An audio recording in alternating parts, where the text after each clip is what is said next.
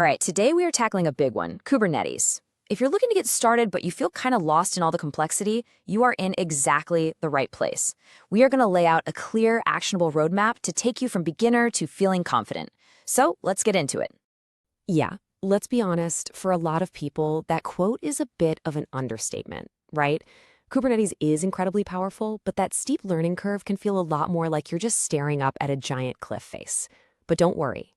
Our goal here is to basically hand you a map and a compass and turn that cliff back into a path you can actually walk. So, our journey today is broken down into 5 parts. We're going to start with the why, to really build our motivation.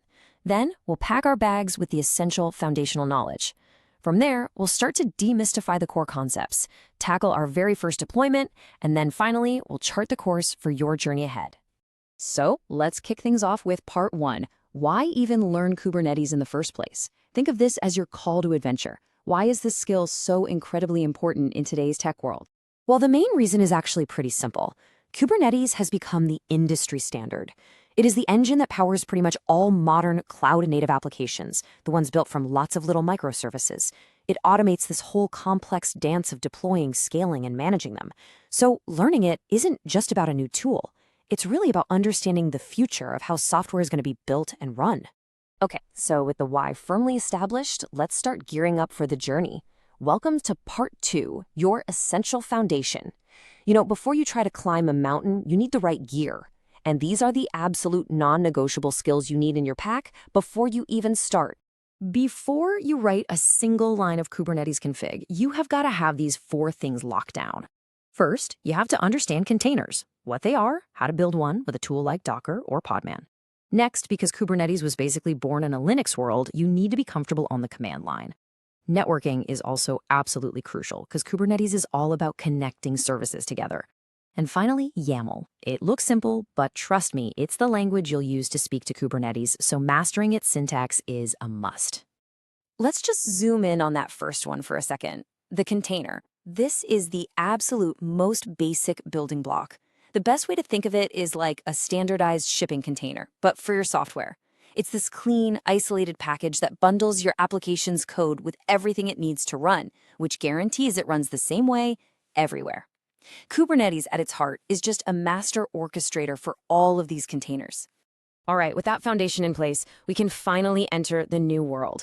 This is part 3, Kubernetes core concepts. This is where we stop talking about Kubernetes and we start talking in Kubernetes. You're going to run into 5 core objects right away. Think of them as your primary vocabulary. A pod is the smallest thing you can deploy. It's basically a wrapper around one or more of your containers, but you almost never create pods by themselves.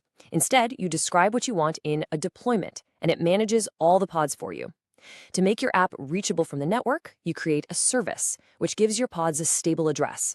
Namespaces help keep things organized by creating little virtual clusters inside your main one.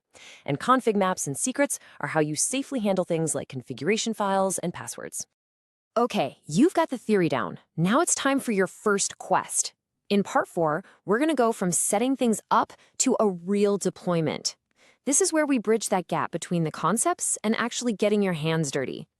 Your first journey is going to follow these 4 key steps. First, you don't need a huge cloud budget to get started. You can spin up a local Kubernetes cluster right on your own machine, using a tool like Minikube or Kind. Second, you'll write those YAML files that define your deployment and its pods. Third, you'll use a tool called kubectl, that's the official command line tool, to send that configuration to your cluster. And then finally, you'll create a service to expose your shiny new application to the world, or at least to yourself.